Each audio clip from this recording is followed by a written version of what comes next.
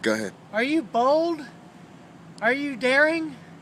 Hi folks, Kenan Ford here, and I have a story I want to share with you. Earlier this week I went to a live training event and was very pleased to be there. I actually learned a lot, but the greatest part of it was how I got to be more of me in the process. So this speaker was there at the training for the whole day, and when he started out, up on the screen he had a bunch of colored dots. All the dots were of the same color except for one that was in the lower left corner, and it was a red dot, contrast of all of the rest. And as he started walking up the aisle to the front of the room to address about 100 people, he raised a question as it pertained to these dots that were on the screen. And he said, who in here is a red dot? You know, in other words, who's standing out? You know, who's going to be unique and different? Well, I actually stood up, and I was actually the only one that stood up, and he took note of that very, very quickly. And he turned and he said, I haven't ever had anybody in any of these presentations that I've done do such a thing. He took note of the fact that here, right at the beginning of this meeting, I was the only one that had ever stood up when he started the presentation that way. So I knew right then at that moment that I was onto something. Well, I was very deliberate in how I'd positioned myself at this live training. I was on the front row, on the corner aisle seat, right in front of where he was set up and pacing back and forth to present during the course of the day. It was a very strategic move that I made, and it was intentional to fulfill a lot of purposes that I had deep down inside of me. I then had other occasions during the course of the day to get really nice, rock-solid engagement with this man.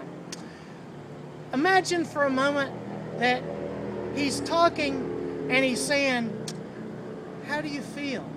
What on a scale of 0 to 10 is your number? 0 is terrible and 10 is excellent. He asked several people in the room what their number was. Are you a 10? Are you a 10? He got several 10s. When he turned to me as the last one to ask, I busted the charts. I said, I'm an 11.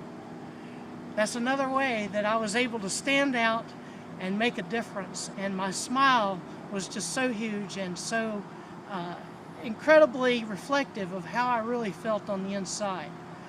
Well, that wasn't the end of it. There was another occasion where he brought up another scenario of how you,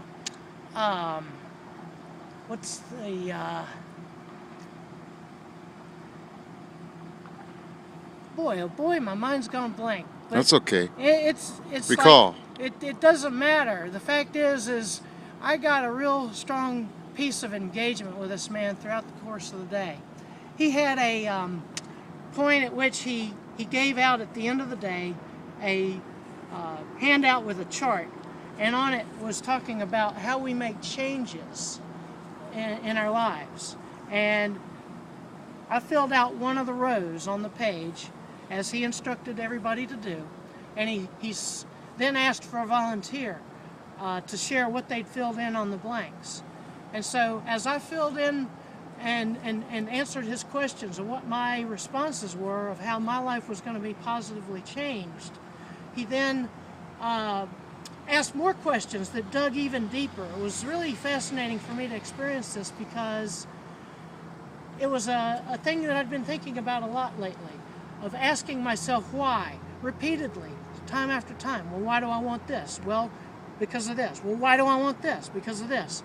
It was a recursive set of whys. It was a repeat sequence of whys, really digging deep inside of my core. And so when he was asking me these questions, he was quite probing, but you know what? It didn't matter. I was being myself. I was free. And it didn't matter that I was in front of 100 people or however many there were, because I was able to give of myself to him and to them. And so when he got into these whys, I started giving answers about love, about my children and how much I care for them, about how much of a legacy that I want to leave behind, because I know that my life counts, and everybody that I touch, their lives count as well. So I want to leave you with that. Think about yourself and your life and your legacy, and what is it that you're going to leave behind. Your reputation precedes you as you're still walking this earth. Your legacy is what follows you when your earthly life is over. Thank you for watching today. This is Ken and Fort signing off. Have a wonderful day.